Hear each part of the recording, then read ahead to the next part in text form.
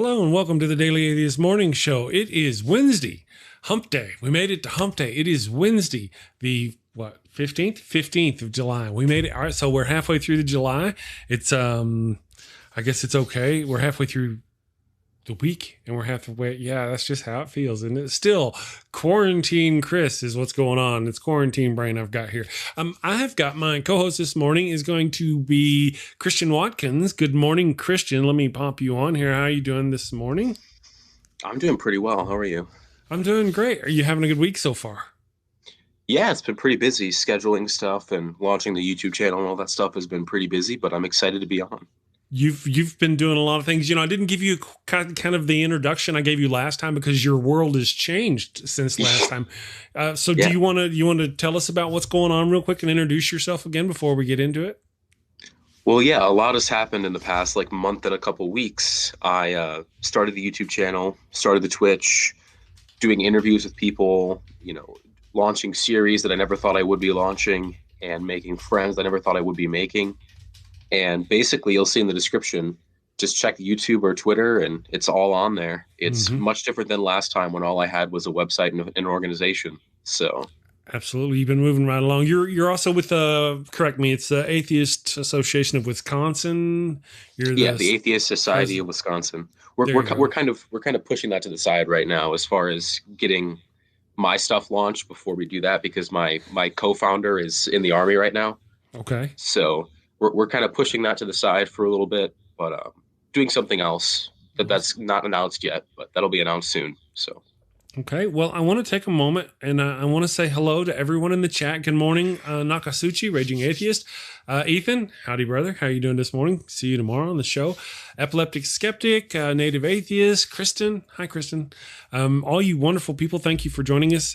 Edward, how are you doing, Edward? And Grumpy Old Dude, Trina DeLuca. Man, it's all the cool people are here this morning. Good morning, Ed. Hey, Ed, say hi to Miss Amber for me. Hope you guys are doing wonderful and you're having a great week so far. It is Hump Day. We're not doing weed stuff today. I'm gonna kind of start working on focusing on that more next week. This week here, we're gonna talk about what Christian's got going on and some of the other things that are going on in the atheist world. So, yes. Oh, and Brainbug. Good morning, El Bugo de Braino. Good morning. That's my favorite. Hey, Christian, you've seen Starship Troopers? Nope. You've never seen Starship Troopers? How do these people get on my show? I know. I'm sorry. As soon as you said that pre-show about Star Trek, I was like, I hope he doesn't ask me anything about it, because I was a Star Wars kid. I wasn't a Star Trek kid. Oh, okay. Well, Star Wars ain't, they're not mutually exclusive. It's all right. That's cool. Okay. So also, before we get too far along, and I forget, I want to say, Jadzia Dax. Yeah, that's Star Trek stuff. That's some Star Trek nerding going on right there. Good morning, Jadzia. My favoriteest, of course. I have one of those. Good morning to you guys all in the chat. Also, I want to say good morning to Facebook, all the wonderful people on Facebook, Twitch, if you're watching on Twitch, thank you. YouTube reviewer who has to go back every day and watch the show. Thank you. I hope you're having a wonderful day. So now let's get into some of the things. Yes, I know I have it. Okay, so Epileptic Skeptic is playing dirty. This is just, I have not watched Seinfeld. I've seen like one or two episodes. I changed Epileptic Best Name Ever Asked when I changed the layout. I kind of been working on it, tinkering. I still have the other schemes in there, but whenever it's kind of like I was trying to explore. Actually, to be honest, what I did was the same thing I do every time. I learn by watching other people. I've been studying other YouTubers these past couple of weeks and have kind of been altering some of the things that I do to mimic some of the better ones, because that's what you do. This is a wheel. I have no intention of reinventing myself. So now that thank you for noticing though, on the thing, Star Wars is greater than Star Trek. Is that what that? No, that's wrong. That's wrong. Edward, Native Atheist, I cannot taser you through the internet yet, but it's coming. Anyway, good morning, everybody. I hope you're having a great week so far. And let me pop back over here. Christian, tell us about that channel you've got going on. Matter of fact, I just agreed to be on it. So that makes it even a more gooder channel right there. The most goodest. I would say that it's the most bestest, in fact, Oh, now that I of have you course. coming on. Of course, thank But you. Yes, I would agree. All the cool people are going to be there now. yeah, so there's a couple series that are still launching, and I'm going Okay. to announce one of them today Okay. and keep the other two kind of a secret for when they get uploaded for the first time. But Okay. one thing that everyone kind of knows that I'm doing is the AIA, or the Atheist Interviewing Atheist series, which is basically me talking to atheists about their journey from wherever they were to wherever they are and Okay. discussing the future of atheism in general. And I just did one with Okay. Kenneth Leonard, and I'm doing one with Ethan, Cynthia, doing a couple with some other bigger names that I have yet to announce. And then, of course, you, Chris, you'll be on it Gotcha. Well, inside of August. Yeah. yes, just inside August. You said Ethan. You mean the Ethan from your friendly neighborhood? I Yeah, thought you had we're, like we're apparently standards, not man. friends. Standards. I thought you had standards. Oh, well, apparently Ethan just reminded me in chat that we are not friends. So maybe I won't have Oh, Ethan on oh, I in see. I at, see. at Well, the that end of makes the it. month. But I don't know. I don't know. Maybe that we'll makes see. it more honest if you're not friends. See, that's what maybe the selling point. I don't know. Possibly. So good morning, everybody, and good morning to you. Now, so you've got those things going on. One of the things I want to tell people about is that I want to tell you about, if you're not familiar with the story, in case you weren't here, the first time I had Christian on the show. Oh, okay. We're doing this. We're doing All this. right. I just want to tell people because you know that there's going to be an overall story arc someday down the road. We're going to be going, and this is how I met this guy. Okay. So he was going to be on the show. He's the Grand Poobah, the supreme commander of some atheist group in Wisconsin. He's going to come on the show and talk about atheist stuff, and we're going to dance around the campfire and worship Satan together. Yes, sounds like fun. And then Ethan's going to be there. Ethan is the co-host for that day. And so Christian comes on, and this dude is dropping some knowledge about Bible stuff and stuff, etc. We're going to do some of that too here in just a minute. And I'm thinking, man, this is awesome. I don't have to hardly do nothing. I'm just sitting here, and then I get at this Twitter, and it's from Ethan. And Ethan's going, do you know this guy is not yet 18? I did not. I couldn't throw him off the show at the moment. That would have been rude. I want to get through one show that I'll ever do without someone reminding me that I either was 17 or am 18. Yes. Well, anyway, so that's kind of how it all happened. So then it was less on purpose than you think. So after the show, I said, oh, thank you. It was wonderful. And he went his way and I went mine. And then he sent me a message going, hey, I'd like to come back on the show when I turn 18, which is this day. And I was going to respond, but you guys remember I was getting all ready to go get gutted like a fish and do the thing. So I saw the message, but I just didn't respond to it. And I thought I'll get back to him, and I forgot to forever. And like the day before he turns 18, I'm like, hey there, how you doing? You want to come back on? Anyway, so now it looks like he's going to at least temporarily. He's going to at least temporarily be a co-host. Looks like on. I think we're not sure on a day. I think it's Thursdays.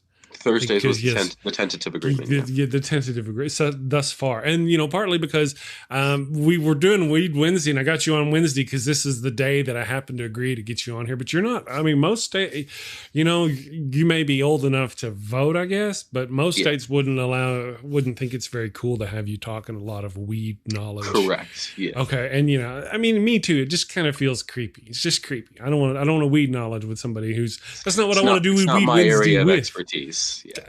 That's the best possible answer you could see. That's wonderful. So, what I figure I do, as I've mentioned several times, I want to do the whole knowledge thing on Weed Wednesday and bring people who know stuff and educate for Weed Wednesday rather than just talk about weed. So Ethan is going to help me. So starting next week, Super Ethan is going to switch channels. Switch days, and he's going to be on for Weed Wednesday, and we're going to talk some weed. I actually have guests scheduled for next week. I don't know if he does weed or not, or what his thoughts are on. Well, we'll find out next week. Anyway, but then Christian is going to be our Thursday co-host, and we are going to have Dragnaut Silvas join us. Did I say that right?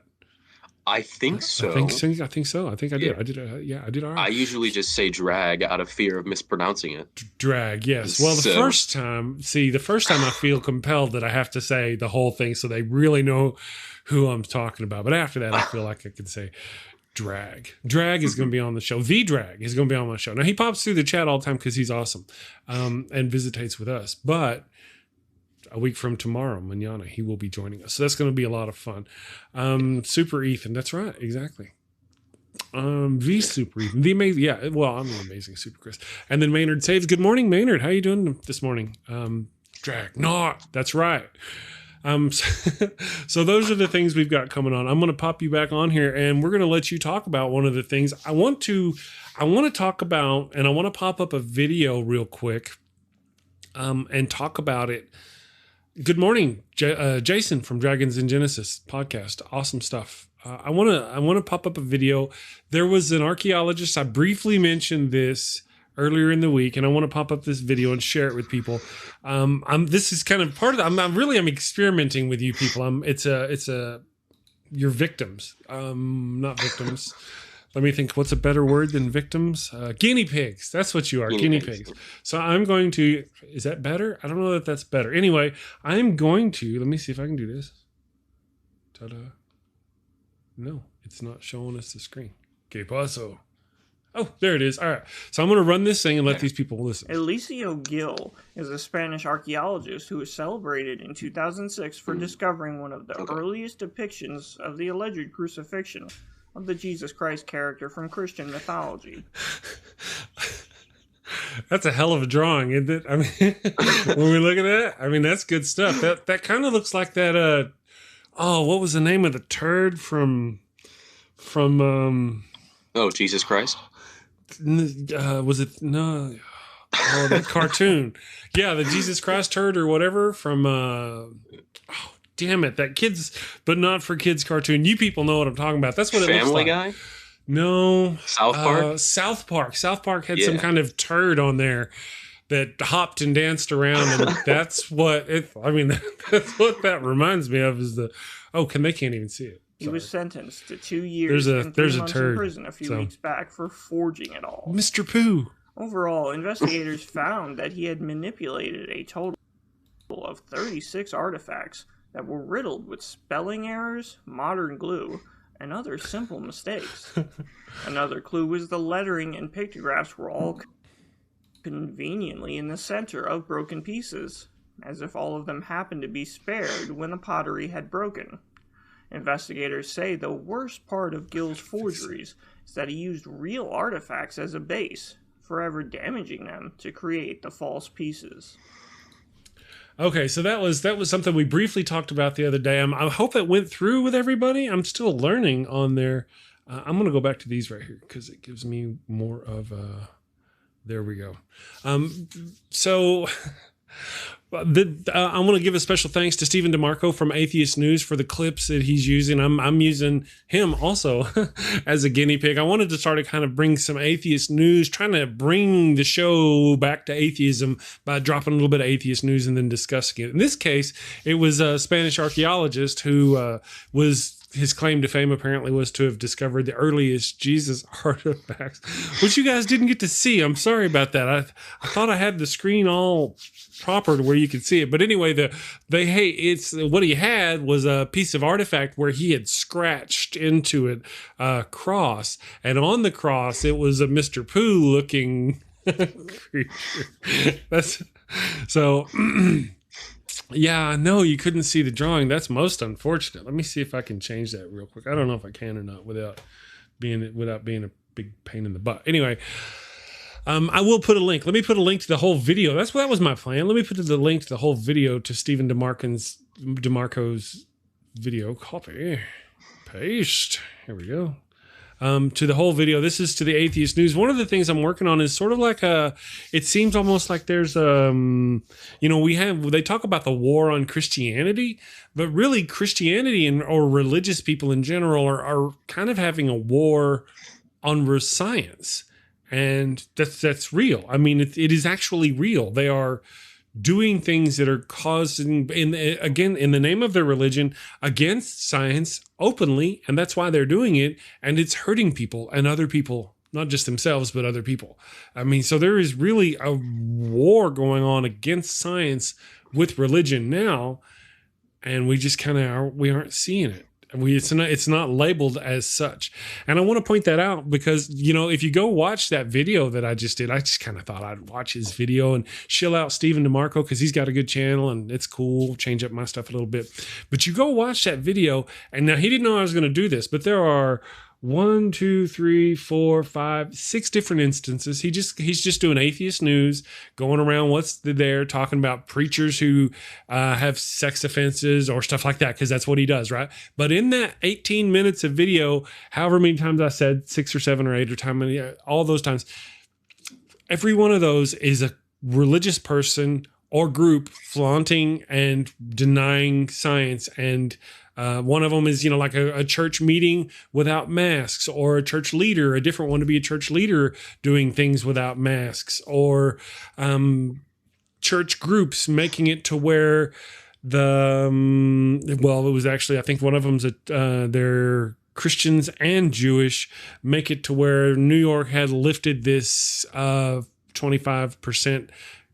Only 25% of your people can show up in this. You know what I'm saying? So these people are actually lifting these rules and encouraging people to gather in the name of their faith, and it's causing deaths.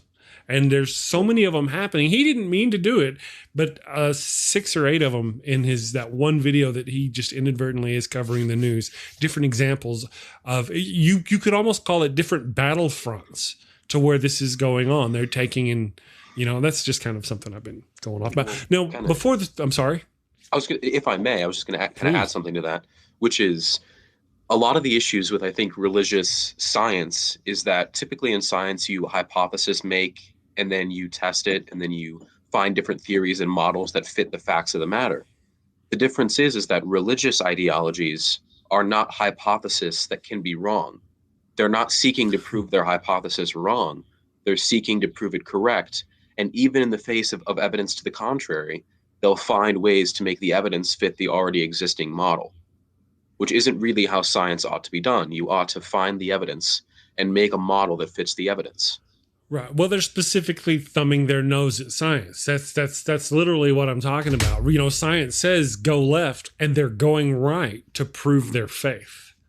It's the war of religion on science, and it's actually literally costing lives right now. That's kind of, now we really shouldn't expect them to operate under the scientific method and how it works, or probably even understand it. We shouldn't expect them to do that. It's just that whenever science comes around and says, "Hey, this is dangerous. You shouldn't do it," they should not do it. That's kind of my point. Before the show, we were talking about I was actually telling you about the video and about this individual claiming that he had found the earliest artwork with Jesus on it.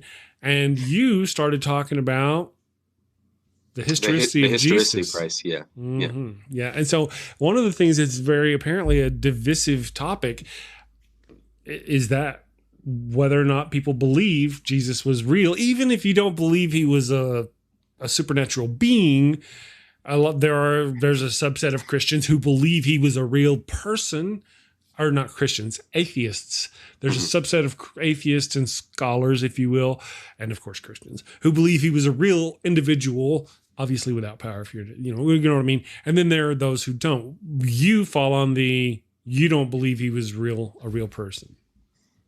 Yeah, I don't see any compelling evidence that he was a real person. So I've read a lot of David Fitzgerald's work on this. Okay. And one case that he makes is that there's a lot of good reasons to suggest that Christ wasn't a real person, and there's almost 0 good reasons to suggest that he was in fact a real person. And if we hold Christ to the same standard as other figures of the time, we have 0 contemporary accounts, we have 0 eyewitness accounts, and 0 corroboration from enemy texts. It's all biased, secondhand, sourced writing in the Bible, in the Gospels. And even the Gospel stories disagree on who Jesus was historically. And this is really tricky because, of course, even people like Caesar, or even people that are divisive figures of the time, like Christ would have been, have both enemies and relevant scholars attesting to their existence, attesting to their historical accreditations. Christ has none of these. Christ has secondhand biblical sourcing with an incentive to not only paint Christ as good, but to paint Christ as the Son of God. Right.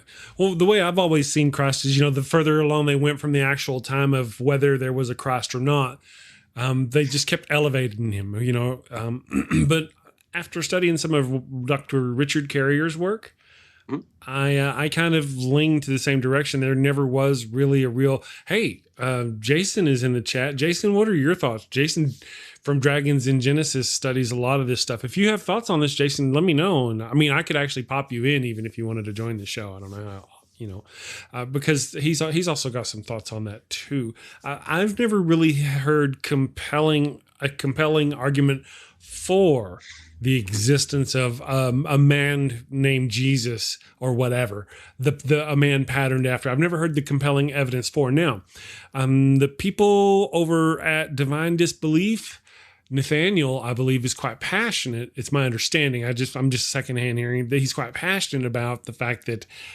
his belief that there was a Jesus person, not that person was a god or anything like that, just that person was a person. So there are those who, but also remember, got rage here.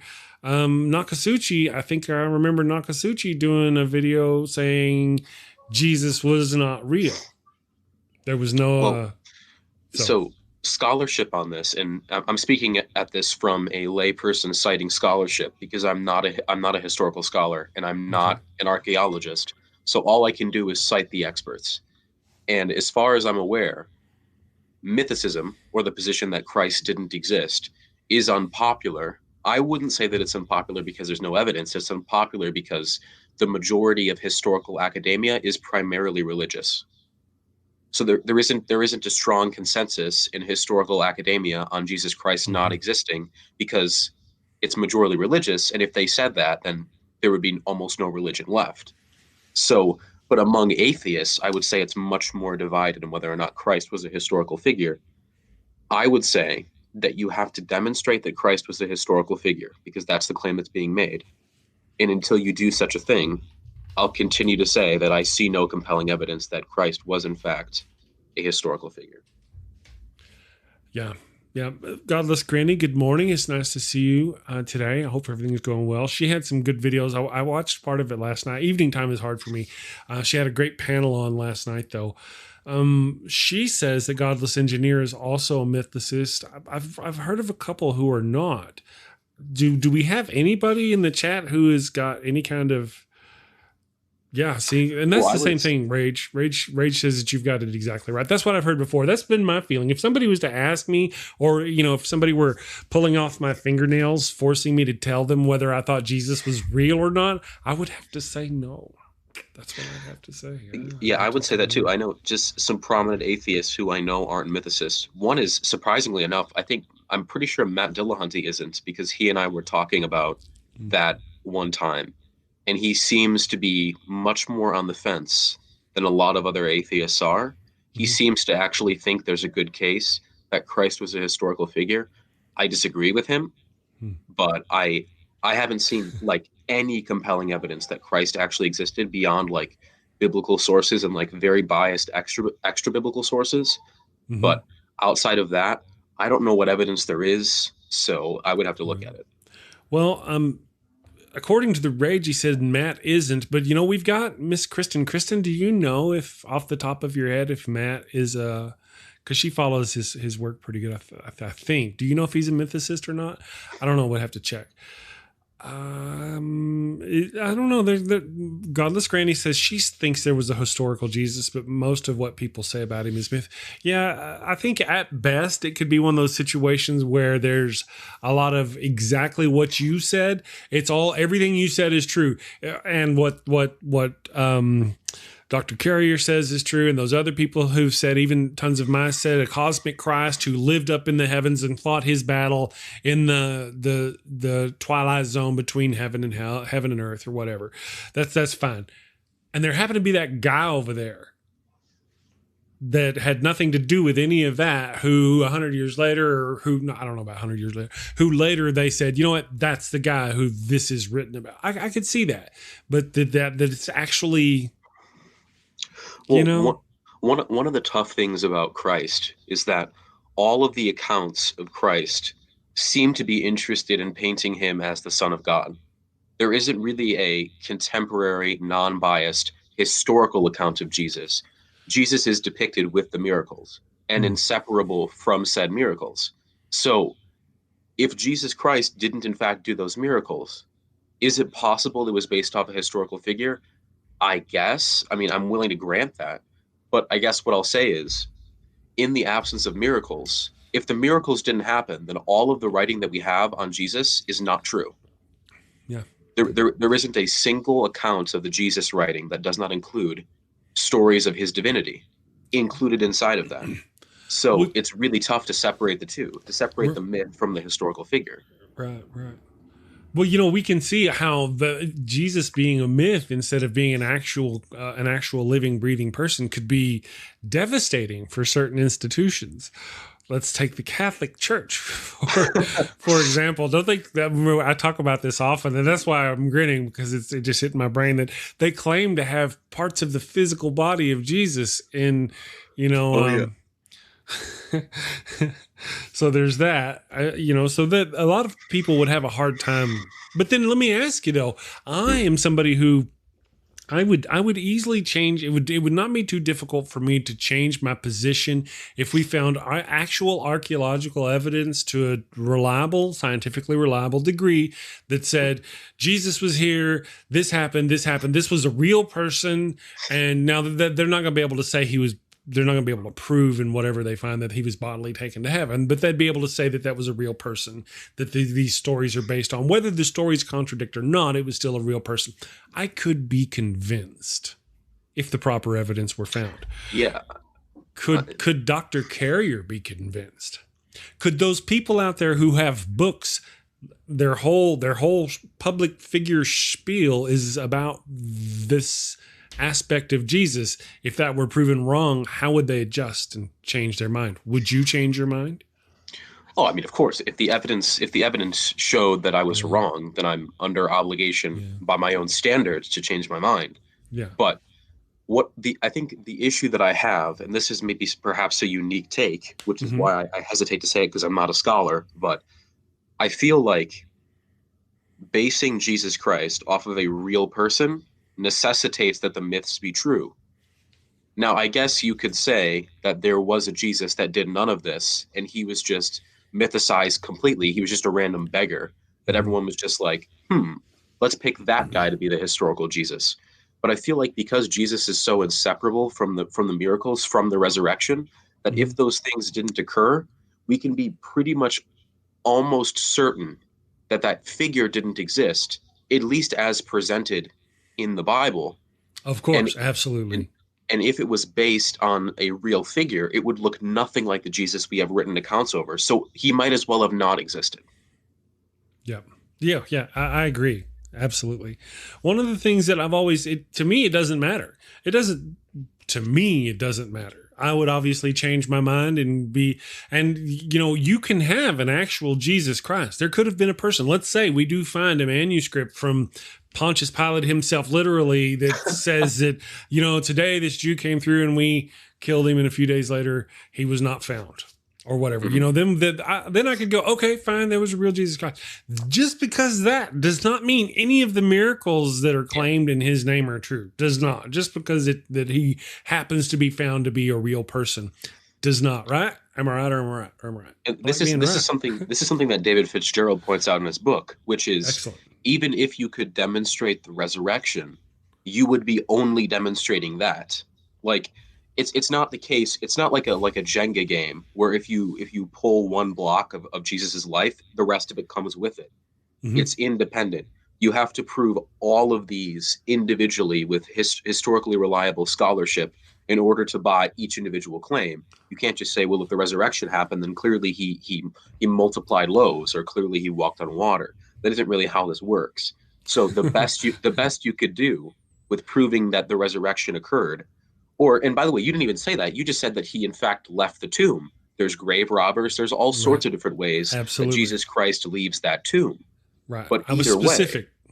Yeah. So all you've done at that point is demonstrate that there was a Jesus, and that Jesus was no longer in the tomb after 3 days. But when Jesus Christ was preaching about no longer being in that tomb for 3 days afterwards, before he even died, there's tremendous historical incentive to make that prediction true.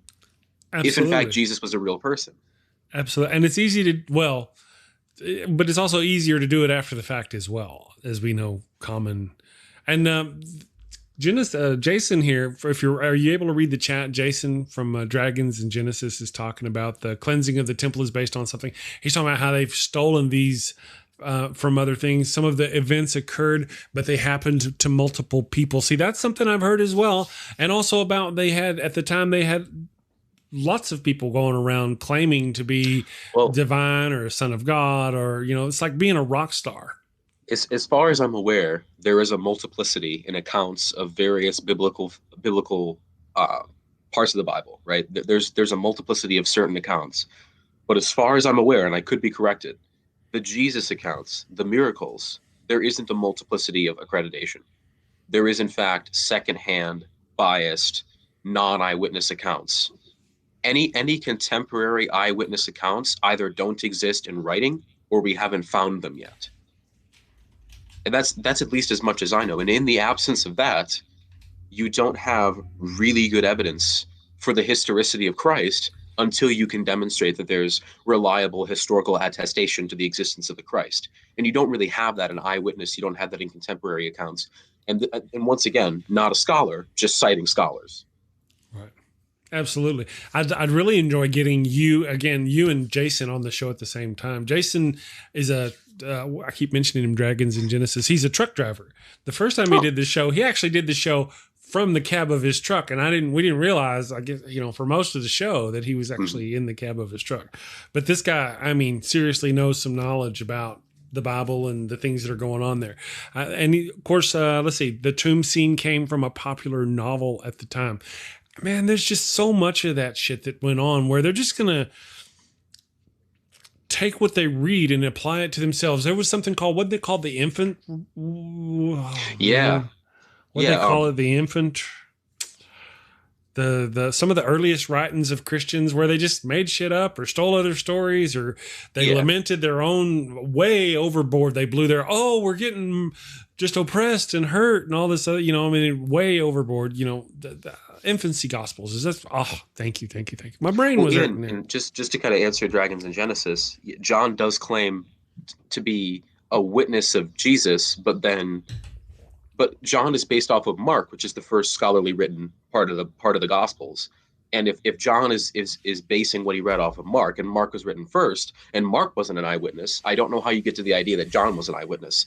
But regardless of that, so I'm doing a series on this eventually on my channel, which is, trying to demonstrate that Jesus Christ was in fact not a historical figure. I'm going to try to do that with citing to a lot of scholarship that I'm in nowhere near enough education to actually do myself, but citing to that scholarship and trying to demonstrate that on my channel. And I'm going to do like an 8 or 9 part series, with 40-minute videos on that, of how we can demonstrate that, because it's a really interesting case. And if you can build a sufficient case that Jesus Christ was not a historical figure, didn't exist, and was completely mythicized from some random beggar, or in fact nobody at all, then you can pretty safely discount every claim in Christianity that comes from that claim.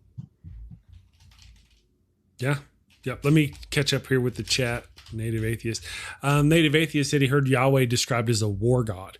See, one of the things though, what would that do if we had, it's one thing to have evidence saying, again, Pontius Pilate, let's use him again. Let's say he says Jesus was not real. There was no person, Jesus, whatever. If we had proof that there was no real Jesus, what would that do to Christianity, to modern Christianity? How would that change? Would that change the beliefs of the evangelical Christians? Would you be able to convince them through evidence that there was never a Jesus? Oh, probably not. Yeah. I would say probably not, because as far as I'm aware, and I talk about this with a couple of my Christian friends who are going to college for either theology or historical scholarship, and they said that even if their studies concluded that there wasn't a historical figure of Christ, it's not relevant because they take it on faith. Yeah, faith kills, kids. Let me just say. I just kind of want to point out that we're talking about a God here, supposedly communicating information with human beings. Anything that we would, normatively consider to be a God figure would understand that this evidence is either insufficient or complete garbage, and wouldn't in fact leave people who he wants to believe this with such crappy, insufficient evidence. That is an excellent point. We've got some people talking about the type of God, as the blood god. The Rage describes him as the blood god. Jadzia Dak says he changes his attitude depending on who he is leading in the Bible. He's the foreskin god too. Great point. I refer to him as the evil god monster of Abraham. And I actually do a whole series on it. The Rage is doing a series on it too. But I've got a series called The Evil God Monster of Abraham, where I'm going chapter through chapter of the Bible, demonstrating, look, this is just a monster. It's a horrible, bloodthirsty monster. And it's really a cult. Yeah, you've seen parts of my video. Yeah. So absolutely. When we're throwing out names, that's the one I have for it, is the evil God monster of Abraham. We can just go on example after example in the Bible, and I plan to over time, demonstrating why do people even remotely consider this creature to be good, holy, and nice, and kind, and loving, and benevolent, and worthy of worship. Now, even we can't really look at Jesus Christ without looking at the God of the Old Testament, because they want us to believe, depending on who they are, that Jesus is some kind of Venn diagram version of God. One of the ways I like to put it is God is everywhere. Jesus is the face of God, kind of thing. But that's really what they'd sell you. Now, if that's true, then Jesus killed babies. Jesus killed people for all these normal, horrible things. He's a violent, disgusting, vicious monster. Now, they don't like it when you tell them that. Whenever you tell them and point out about the horrors of the Old Testament and say, hey, if you're going to claim Jesus in this, right, they don't like that. But what they do really love doing is shoehorning Jesus into the Old Testament as much as they can. Remember that whole deal where somebody says Emmanuel and somehow that means Jesus down the road? Yeah. There's the other instances where in the early begets in the Bible, Bob beget, Tom beget, Steve beget, blah, blah, blah. Yeah. Christians have come along now and gone, well, that's actually a secret code that when you translate their names, it means the Son has come down from heaven to heal a sick planet and do all this stuff. And they just make that shit up and shoehorn their Jesus anywhere they can into the Old Testament, except for the place where it's actually responsible for all the murder, death, kill committed by its God. Well, yeah, I always bring this up when they're like, the Old Testament is different than the New Testament. And I always bring up, if you believe in a Trinitarian God and Jesus is the Lord and Jesus is part of the Trinity and they're three in one, then everything that the God in the Bible commands in the Old Testament is through logical assumption, through logical deduction, in fact, something Jesus additionally commands. So in Exodus, when it commands directly slavery, genocide, the unequal treatment of women and the selling of them as property, that is something that Jesus endorses, unless you want to reject the idea that the Old Testament God had Jesus in mind and was already Jesus. See, that just varies from sect to sect to sect. From various brands of nutbaggery believe different things. And I'm, when I say nutbaggery, I apply that to everybody, including my own thinking. So I'm not being as derogatory as you might think. Jadzia Dax kind of helps point this out by saying some Christians aren't Trinitarians, so you have sects like Mormonism where they believe the Trinity is three separate beings. See, so it just depends on. Do. So what? Right again, so we can even go within that church. Remember the good old days when we used to slaughter for heresy? Sorry. Yeah, that's so. One of the interesting parts about Christianity is even the difference between like Mormonism and Catholicism is so vast that the fact that they're considered to be under the umbrella of the same religion is really concerning, because they both have very different interpretations, claims, historical reliability, and it's such a different set of claims. Mm-hmm. So I almost don't even consider. I almost take Catholicism as a separate piece of claims than I do like Lutheranism or non-denominationalism or Mormonism. But here's the real blow your mind part about the situation is that they are every one of them, different sects of Judaism. And they all believe they're correct and everyone else is wrong. But they're all, they're all Jews. Christians, Muslims, Mormons, they're all Jews. They just don't know it. They don't know. They don't realize that they're all different sects of the same. It's funny. I find that funny. It's just absolutely remarkable to me, because this is kind of the same thing as we're supposed to be having divine intervention. So the spread of Christianity is numerous and so that everyone may know Christ in their hearts. And like half of the world that knows Christ in their hearts is unconvinced on what part of Christ they know where. So even inside of Christianity, there's tremendous disagreements on what the heck even is Christ, what the heck was his message, and what the heck did he mean by X, Y, and Z. And they all claim to worship the same God, but yet can't even agree on what that God does, has done, will do, or even belongs to. And that's a really hard problem. Yeah. And most Christians I've talked to acknowledge that the denominations are one of the most compelling pieces of evidence that the Bible and the religion spawned from it are at very least man interpreted, not necessarily man made, but man interpreted. They have to be if there's so many denominations, because they can't all be right at the same time. But they can all be wrong. That's one of the things I like to point out. They can all be wrong. Yeah, so that's one of the things. Now, these different branches of these different churches, of whether they believe, of course, we can even go within. What was Deacon James? Do you guys remember Deacon James? If you're watching, I don't remember what he is. He's some sort of Pentecostal. I mean, they are so fractured even within their own churches. I almost forgot about them. Yeah. Yeah. So he walks around like a Catholic priest, but he's not a Catholic priest. He just dresses like one. I don't know how that works, but yeah, Anglican. He's all right. So I don't know. I'm talking about shit. I don't know. There's too many of them. I don't know. The only thing that I guess Christians,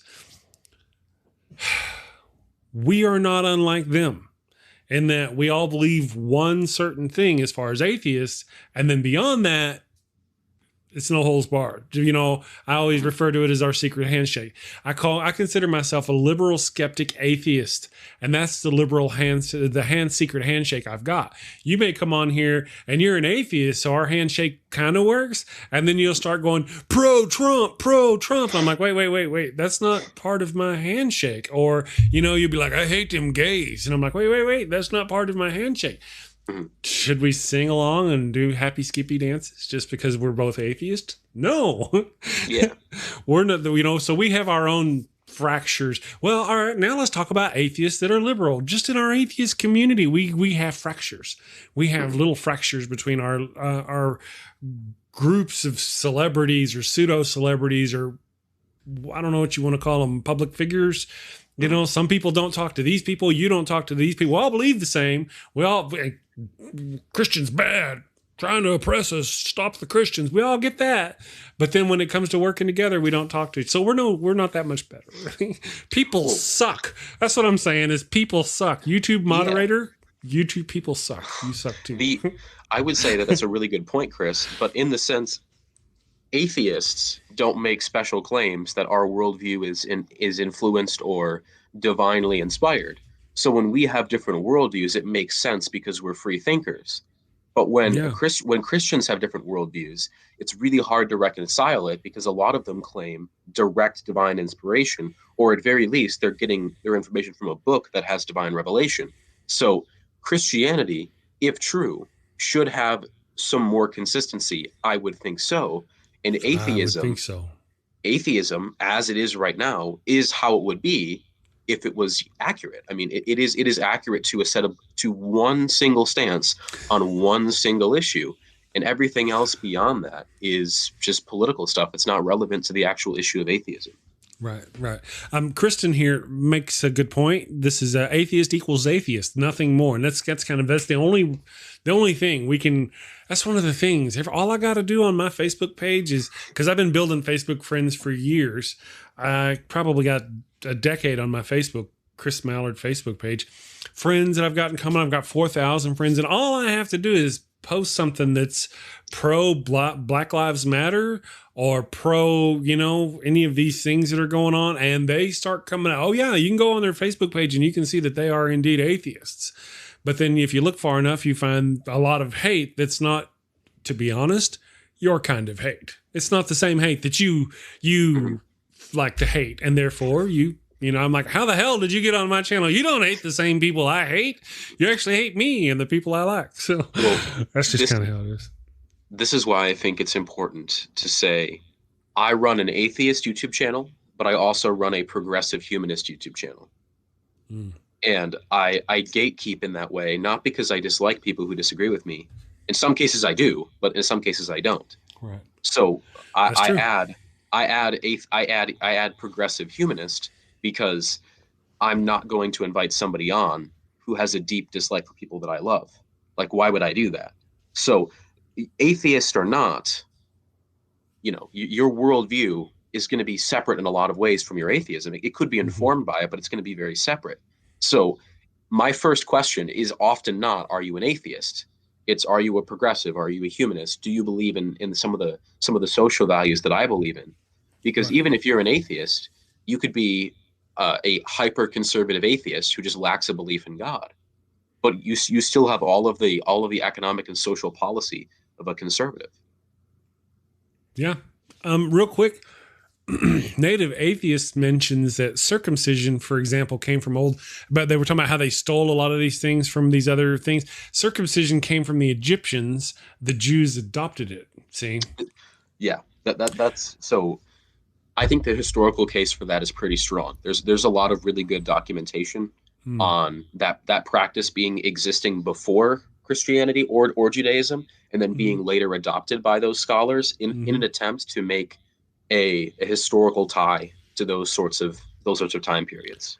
Yes. Okay. Well, one of the things that I use to myself in pointing this out is that in the Bible, in the beginning of the Bible, Abram went to Egypt first, and he and his sister wife gave the Pharaoh an STD, and then they got kicked out of the Egypt. Let me put me up here. Then they got kicked out of Egypt, and they went back to from whence they came. And years later, after the cooties had riddled his brain for a little while, he started cutting off the end of his dick. Right? And where did he got that? I even mentioned that in my series of videos. He got that from Egypt, because they were doing that in Egypt, because apparently that was all the rage. Yeah. So thank you for that. Where'd he go? Ethan was talking about how he was kidding about not being my friend, and I just want to make it very clear, I don't forgive you, and your interview is canceled. Yes, you hate his guts now forever and ever. Absolutely, yeah. I totally understand. Tons of My says, ain't no hate like my hate. See, that's kind of how it is. We could use other words, but that's essentially it. You just don't hate the right people. Good morning, Chris, the atheist pastor. Nice to see you this morning. Hope everything's going good in your world. He's going to be on the show next week. It's been a while. Oh, that's sweet. He liked my YouTube channel. Okay, you can come back on the show now.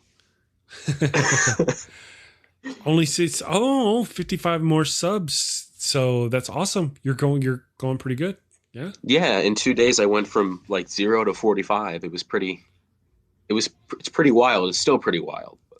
I did the same thing whenever I created my Chris Mallard channel. I went from, I had it the whole time, but there was no viewers. And I started going, okay, everybody, I got this Chris Mallard channel. And I started putting stuff over there, and I went from 0 to 50 in like a day. A couple days, 3 days maybe, and then I ain't got nothing since then. Just stopped. I guess I need to. My wife she advised me to maybe if I was to possibly crank out another video over there on that channel, that might help. I don't know.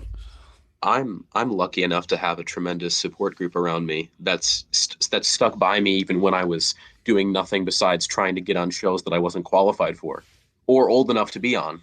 So, I'm just lucky enough to have always had that support group by me. Very, very, very thankful for that. And that would be partly Puck and Ethan? Puck, Ethan, partly. Then of course you can put yourself in there. Yeah. Okay. Yeah. Well, yeah. I was there. Yeah. It's not like you gave me my first chance on a show. And then Ethan came along.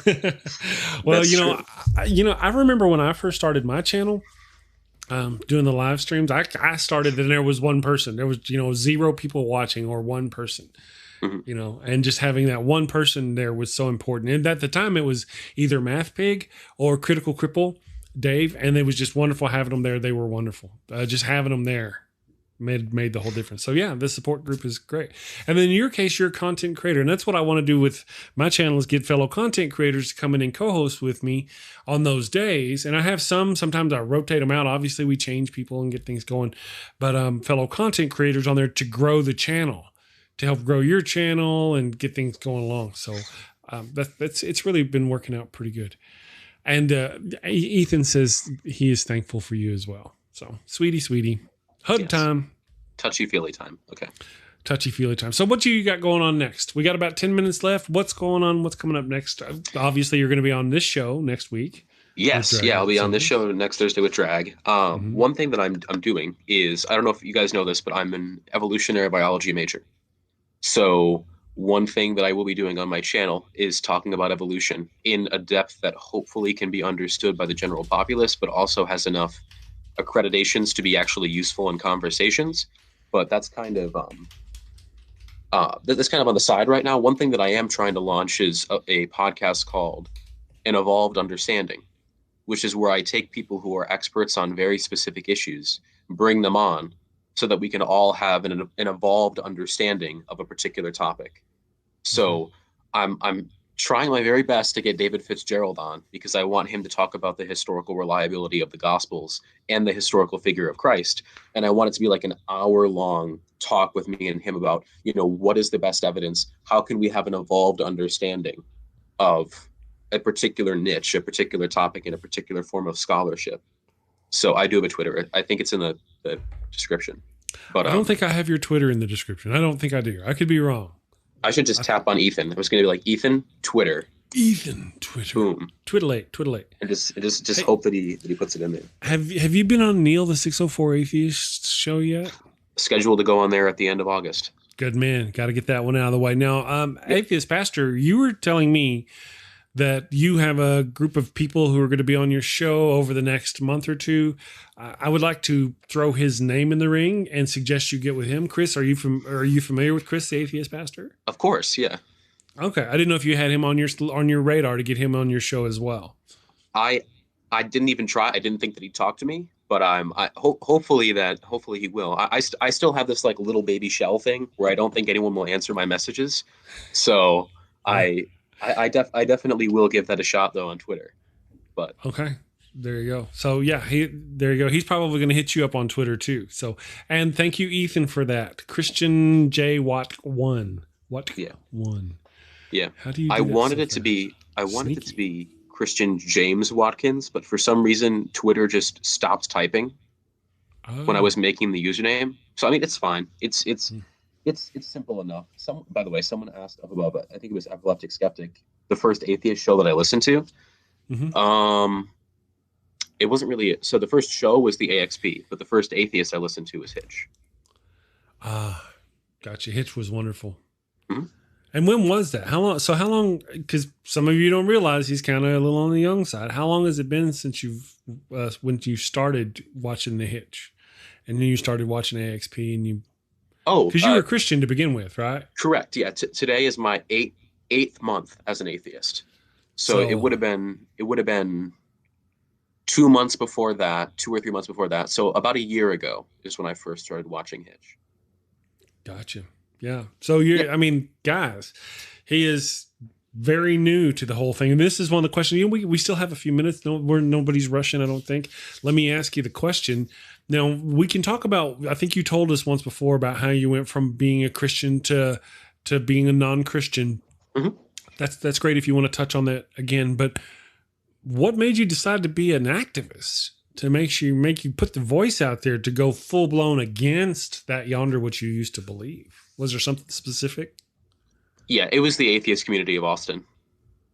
Really? It was everyone at the ACA who showed me that atheism doesn't have to just be, the Hitchens style or the Dan Barker style. It can be a community. It can be people coming together for more than just atheism. Having atheism as the first layer of the cake and adding in humanism, skepticism, all sorts of things on top of it. And I love the ACA's mission, and I was just blown away by how awesome the community was. And the fact that I talk to some of these people now, or know them, or am going to talk to them in the future, is just ridiculous, because it's just something that was, I almost lose words when I talk about the ACA, because they were the reason outside of Hitch that I left the very, very dark place that I was in with my religion. So really, yeah. Well, you know, I have ever since I've started the channel, I've obviously heard of them, seen their work. Me and the wife were planning on actually making a trip this year down to Austin, but you know what happened with that? The cooties hamstrung us there. So, but I want to get down there. I'd like to see if I can get on AXP. If I can, that'd be fun, and host a show.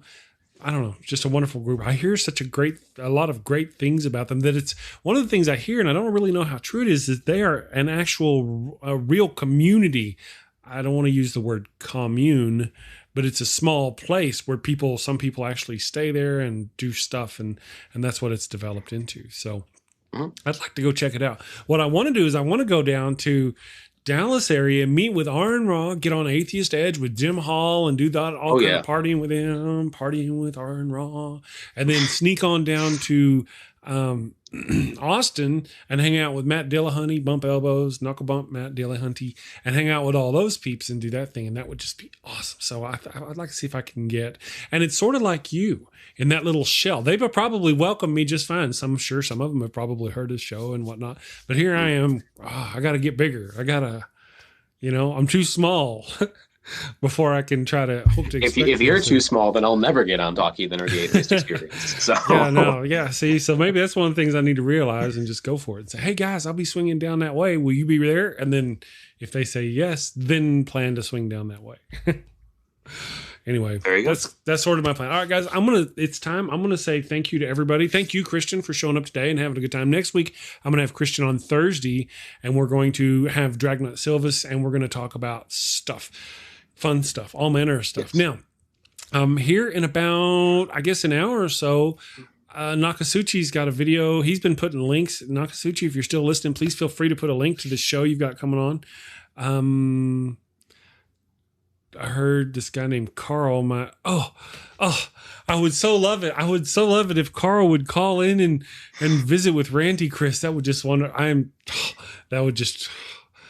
pasta Mike. I think I just had a stroke of genius. Anyway.